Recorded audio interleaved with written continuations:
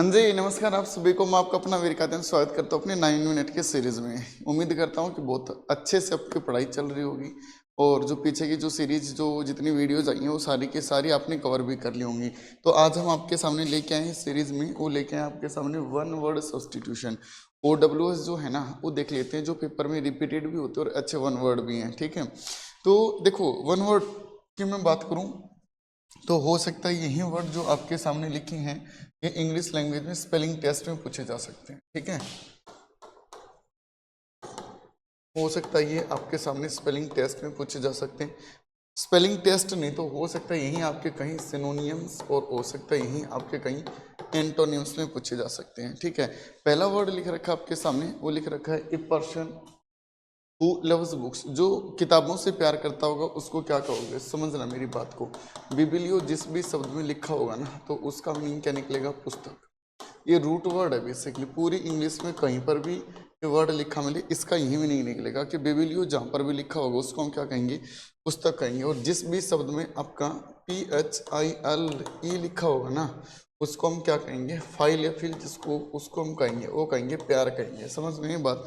तो आंसर आपको पता चली गया होगा, और वैसे आप इनको भाई मर्ज करोगे तो एक वर्ड भी बन जाएगा इसमें। तो पर्सन हू लव्स बुक्स उसको हम क्या कहेंगे, बिबिलियोफाइल। जो पुस्तकों से प्यार करेगा ना, पुस्तक प्रेमी जो होगा उसको हम क्या कहेंगे, बिबिलियोफाइल कहेंगे। ठीक है, यदि पेपर में इसका एंटोनियम आपसे पूछ ले तो आप इसका क्या बताओगे, मिजोबिब्लिक। क्या बता देंगे मेरे भाई, मिजोबिब्लिक। कि जिस भी शब्द में MIS लिखा मिले तो मिज का मीनिंग क्या निकलेगा, घृणा करना या नफरत करना। ठीक है ना, हेट जिसको आप कहोगे। आगे लिख रखा फिलांथ्रोपिस्ट। अच्छा एक बात बताओ, फिल का मीनिंग क्या बताया था, प्यार करना। ठीक है, और जिस भी शब्द में आपका एंथ्रो लिखा मिले ना तो उसको हम कहेंगे, वो कहेंगे मानव। क्या कहेंगे उसको, मानव यानी ह्यूमन बीइंग, मैनकाइंड आप बोल सकते हो। तो इसको हम क्या कहेंगे, IST जिस भी शब्द के लास्ट में होगा तो वो बात करेगा किसी पर्सन की, किसी पर्सन की। नहीं तो आप इसे में कहना चाहो तो वन हु भी लिख सकते हो। तो इसको हम कहेंगे philanthropist. Lover of A Mankind, इसका मीनिंग क्या हो जाएगा, लवर ऑफ ए मैनकाइंड जो होगा ना उसको हम कहेंगे मेरे भाई, वो कहेंगे फिलांथ्रोपिस्ट कहेंगे। ठीक है, पेपर में इसका एंटोनियम भी पूछा जाता है, और इसका एंटोनियम जो बनेगा ना किसका, फिलांथ्रोपिस्ट का, तो उसको हम कहेंगे, वो कहेंगे मिजोबिब्लिक है। उसको हम कहेंगे, वो कहेंगे मिजोबिब्लिक। MIS जिस भी शब्द में लिखा मिले तो उसका मीनिंग क्या निकलेगा, घृणा करना या नफरत करना। ठीक है, आगे आपके सामने लिख रखा है फिलोसफर और एक बायोग्राफर। दोनों का मीनिंग जो है वो आप कमेंट सेक्शन में बताओगे इनमें। ठीक है, अगला जो वर्ड लिख रखा है आपके सामने, फियर ऑफ हाइट। ठीक है, 2 नंबर वन वर्ड की मैं बात करूं आपके सामने, फियर ऑफ हाइट। एक तो इतना याद रखना रूट वर्ड में कि जिस भी शब्द में फोबिया लिखा होगा ना तो फोबिया का मीनिंग क्या निकलेगा, डर जिसको हम कहेंगे। ठीक है, और इसमें वो लिख रखा है fear of height, fear of height. तो एक रूट वर्ड होता है जिसको हम कहेंगे, वो कहेंगे एक्रो या एक्री। एक्री भी या कभी कभी एक्रो लिख के देगा, और रूट वर्ड में इसका मीनिंग क्या निकलेगा, हाइट जिसको हम कहेंगे। तो एक्रोफोबिया क्या हो जाएगा, फियर ऑफ हाइट, जिसको ऊंचाई से डर लगता होगा। ठीक है, उसको हम कहेंगे एक्रो फोबिया कहेंगे। पहला वर्ड लिख रखा है claustrophobia, most important one word है, पेपर में कई तरीके से पूछा जाता है। ठीक है, स्टार लगा लेना याद रखना चाहो तो। क्लस्ट्रोफोबिया को हम कहेंगे, वो कहेंगे फियर ऑफ कन्फाइंड, कन्फाइंड और क्लोज्ड प्लेस, और क्लोज्ड प्लेस। उसको हम क्या कहेंगे, वो कहेंगे क्लस्ट्रोफोबिया। हिंदी में कहेंगे इसको मेरे भाई, वो कहेंगे बंद जगह का जो होगा ना उसको हम कहेंगे क्लस्ट्रोफोबिया। आगे लिख रखा है हाइड्रोफोबिया। जिस भी शब्द में आपका हाइड्रो नहीं तो इसी की जगह बोलना चाहो तो एक्वा लिखा मिले तो उसका मीनिंग क्या निकलेगा, पानी। क्या निकलेगा, पानी जिसको हम कहेंगे। ठीक है, तो हाइड्रोफोबिया एक्वाफोबिया क्या हो जाएगा आपके सामने, पानी से डर। यानी इंग्लिश में कहना चाहो तो क्या बोल सकते हो, फियर ऑफ वाटर। इंग्लिश में कहेंगे ना इसको, वो कहेंगे फियर ऑफ वाटर कहेंगे। आगे जो वर्ड लिख रखा है आपके सामने, जीनोफोबिया। ठीक है, इसको हम कहेंगे, वो कहेंगे fear of foreign and foreign related things, foreign related things. विदेशी चीज़ों का जो डर जो होगा ना उसको हम क्या कहेंगे, जिनोफोबिया कहेंगे। मेरे हिसाब से इतना क्लियर आपका। ठीक है, अगला जो वर्ड लिख रखा है उस पर चलते हैं अपन।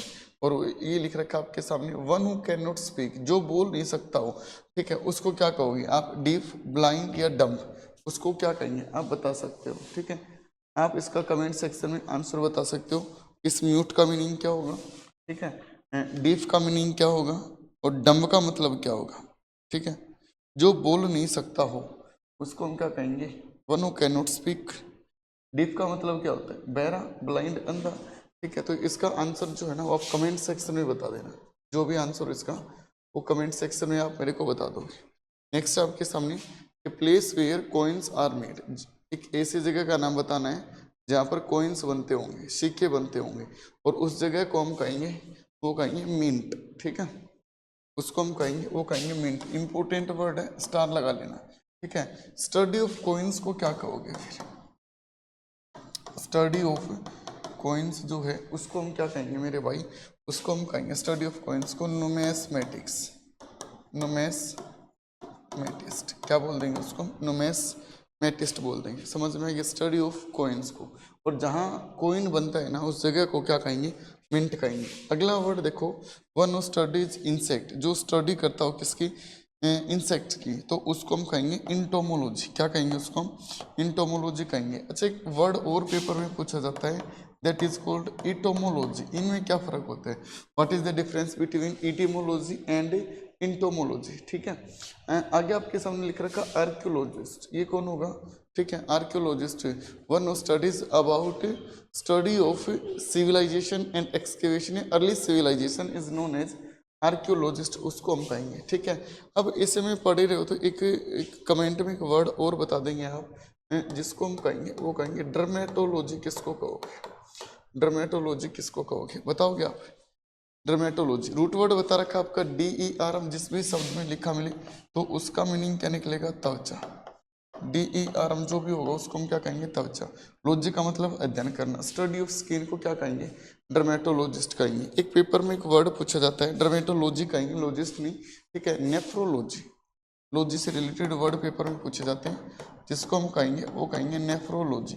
लॉजी का मतलब अध्ययन करना, और जिस भी शब्द में नेफ्रो लिखा मिले तो नेफ्रो का मतलब क्या निकलेगा, किडनी। क्या कहेंगे इसको हम, किडनी, ठीक है। तो इंग्लिश में आप इसको कहोगे ना, वो कहोगे स्टडी ऑफ किडनी। ये भी पेपर में कई बार पूछा गया है, ठीक है।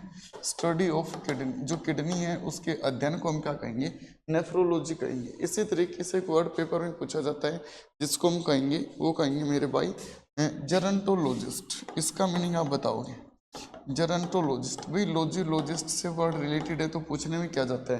रूट वर्ड मैं आपको बताऊं, जिस भी शब्द में GER लिखा मिले ना, GER, तो उसका मीनिंग क्या निकलेगा, बुड्ढा। GER को क्या कहोगे, बुड्ढा कहेंगे। आई समझ में बात, ठीक है। लॉजिस्ट कौन होगा, स्पेशलिस्ट होगा, ठीक है। One of specialist of old age disease person, जो बूढ़े लोग जो होते हैं ना और इनकी बीमारियों का स्पेशलिस्ट होगा, उसको हम क्या कहेंगे, जेरंटोलॉजिस्ट कहेंगे। अच्छा, एक बात और बताओ मेरे को आप, कमेंट में बताना, मैं नहीं बताऊंगा इसका आंसर।